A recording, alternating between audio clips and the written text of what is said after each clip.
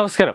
ഇന്ന് കൊച്ചി ലുലു കൺവെൻഷൻ സെന്ററിൽ നടന്ന ബിസിനസ് ഉച്ചകോടിയിൽ ഒരർത്ഥത്തിൽ 100% അഴിമതിക്കും അതോടൊപ്പം തന്നെ പിണറായി സർക്കാരിൻ്റെ രണ്ടാം തട്ടിപ്പുമാണ് അതിൻ്റെ ഒരു തറക്കല്ലാണ് ഇന്ന് നടന്നതെന്ന് പറയേണ്ടി വരുന്നു.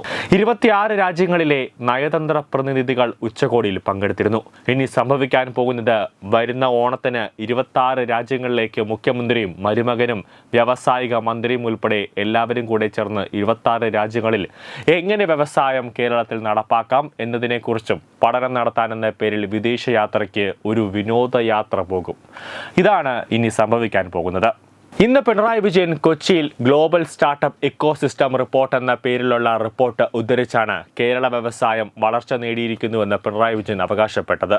ഇതേ റിപ്പോർട്ട് ഉദ്ധരിച്ചാണ് changing Kerala lumbering jumbo to a lead tiger എന്ന തലക്കെട്ടിൽ ദ ന്യൂ ഇന്ത്യ എക്സ്പ്രസിൽ എഴുതിയ ലേഖനത്തിലാണ് കേരളത്തെ ശശി തരൂർ പ്രശംസിച്ചത്.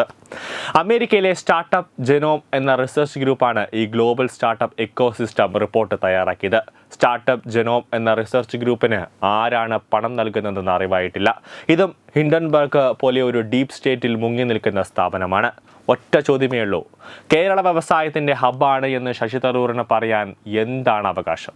വ്യവസായ മന്ത്രി പി രാജീവന് നെഞ്ചത്ത് കൈവച്ച് പറയാൻ പറ്റുമോ CPM എന്ന രാഷ്ട്രീയ പാർട്ടി കാരണം ഒരൊറ്റ വ്യവസായികൾ പോലും കേരളം വിട്ടിട്ടില്ല എന്നും ഒരൊറ്റ വ്യവസായി പോലും ഒരു മുഴം കയറിൽ ജീവിതം അവസാനിപ്പിച്ചിട്ടില്ല എന്ന് പറയാൻ കഴിയുമോ?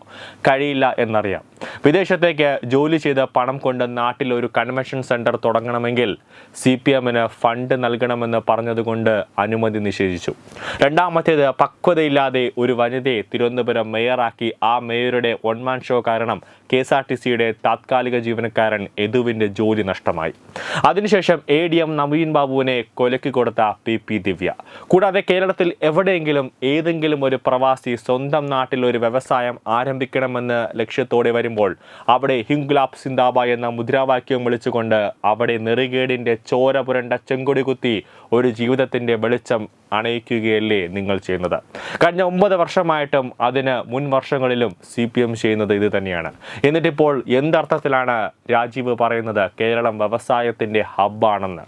പിണറായി വിജയൻ അധികാരത്തിലെത്തിയ അന്ന് മുതൽ ഒരൊറ്റ വ്യവസായികൾ പോലും കേരളത്തിൽ വ്യവസായം തുടങ്ങാൻ സാധിച്ചിട്ടില്ല. അതിനെല്ലാം ചുവപ്പ് നാടയിൽ സൂര്യ വെളിച്ചം പോലും കാണാതെ കുരുങ്ങിക്കിടക്കുകയാണ്.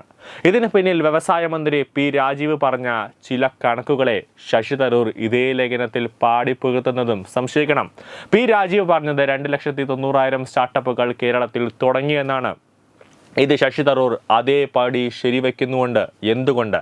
പി രാജീവ് പറഞ്ഞത് ശരിയാണെങ്കിൽ 14 ജില്ലകളിലെ കണക്ക് നോക്കുമ്പോൾ കേരളത്തിൽ ഒരു ജില്ലയിൽ 14,500 സ്റ്റാർട്ടപ്പുകൾ ഉണ്ടാകണം. അത്രയ്ക്കുണ്ടോ കേരളത്തിൽ?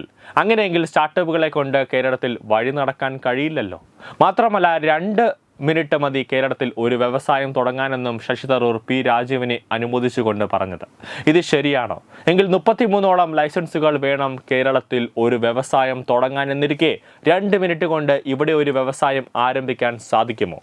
എന്തിന് പഞ്ചായത്തിൻ്റെയും മുനിസിപ്പാലിറ്റിയുടെയും ലൈസൻസ് കിട്ടാതെ ആത്മഹത്യ ചെയ്ത ചില വ്യവസായികളുടെയും ജീവിതം തന്നെ കേരളത്തിൻ്റെ മുന്നിലുണ്ട്. അതിലൊന്നാണ് നേരത്തെ പറഞ്ഞ വ്യവസായി സാജൻ.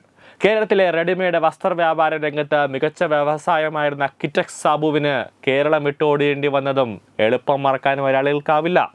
നിരന്തരം കേരളത്തിലെ വിവിധ വകുപ്പുകൾ നടത്തിയ പരിശോധനകളുടെ ഫലമായാണ് കേരളത്തിൽ 3,500 കോടി രൂപയുടെ പദ്ധതി നിർത്തിവച്ച് കിറ്റക്സ് സാബു തെലങ്കാനയിലേക്ക് പലായനം ചെയ്തത്. തെലങ്കാനയിൽ വ്യവസായം തുടങ്ങിയ കിറ്റക്സ് സാബു കുതിച്ച് വളരുകയാണ്. കേരളം വ്യവസായത്തിൽ മികച്ചതാണെന്ന് ശശി തരൂരിൻ്റെ പറച്ചിൽ നമുക്കൊന്ന് പരിശോധിക്കേണ്ടിയിരിക്കുന്നു. കാരണം തരൂർ ഡീപ് സ്റ്റേറ്റിൻ്റെ ഭാഗമാണോ എന്ന ചോദ്യവും കൂടാതെ ഡീപ് സ്റ്റേറ്റ് ഒരു താവളമായി കേരളത്തിൽ മാറിക്കൊണ്ടിരിക്കുകയാണോ എന്ന ചോദ്യവും അന്തരീക്ഷത്തിൽ ഉയർന്നുകൊണ്ടിരിക്കുന്നുണ്ട്. News desk Tatwamayi news. Partner Edubix online executive education. Focus physiotherapy centre Pattom. Unnat engineering Gujarat. തീർത്ഥയാത്ര.com. Iron build Gujarat.